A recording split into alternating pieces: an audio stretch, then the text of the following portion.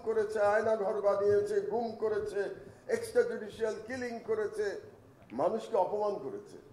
কাকে অপমান করতে বাকি রেখেছে? শেখ হাসিনার বাণীগুলি যদি আমরা মনে করি বিভিন্ন ব্যক্তি সম্পর্কে, প্রফেসর ইউনূস সম্পর্কে, বেগম খালেদা জিয়া সম্পর্কে এবং অন্যান্য সম্মানিত ব্যক্তিদের সম্পর্কে, তাহলে তিনি মানুষদের প্রতি মুহূর্তে অপমান করেছেন। তো সেই সরকার এই দানব সরকার থেকে আমাদের মুক্তি দিয়েছে, ফাইনাল লড়াইকে মুক্তি দিয়েছে আমাদের অসীম সাহসী তরুণ সমাজ, এবং তাদেরকে আমি ধন্যবাদ জানাই।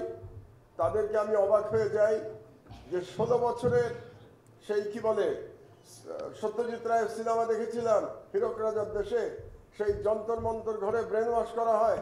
16 বছর ধরে ব্রেন ওয়াশ করার পরেও এই প্রজন্ম মাথা উঁচু করে দাঁড়িয়েছে। এটা অবিশ্বাস্য ঘটনা, পৃথিবীর ইতিহাসে এটা দেখা যাবে না যে 16 বছর ধরে ব্রেন ওয়াশের পরেও তারা মেরুদণ্ড সোজা রেখেছে, তারা তাদের ঈমান ঠিক রেখেছে, তারা এক মুহূর্তের জন্য বিচলিত হয়নি। সেটা প্রমাণ করেছে তারা জুলাই বিপ্লবের মধ্যে দিয়ে। এবং আমি তরুণ সমাজকে ধন্যবাদ জানাচ্ছি এবং তারুণ্যের জয় হোক এই বাক্য উচ্চারণ করে আমার বক্তব্য শেষ করছি। আল্লাহ হাফেজ। বাংলাদেশ জিন্দাবাদ।